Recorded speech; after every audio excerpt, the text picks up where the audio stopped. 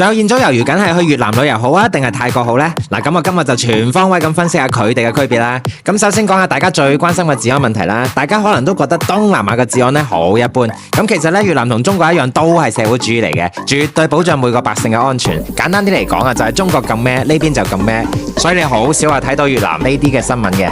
咁食嘅方面呢，泰國會偏辣同埋重口味啲啦，而越南呢邊嘅呢就會更似廣東嘅粵菜咁，好清淡。特別係越南嘅河粉係必食噶啦。咁之後再講翻泰式按摩同埋越南按摩先。嗱，呢個呢就各有千秋啦。泰國呢注重按嘅力度，咁越南洗頭呢邊呢就比較全方位，注重細節多啲。你諗下，洗頭洗面剃鬚鬆骨，連指甲都剪埋嘅，真係賓至如歸嘅。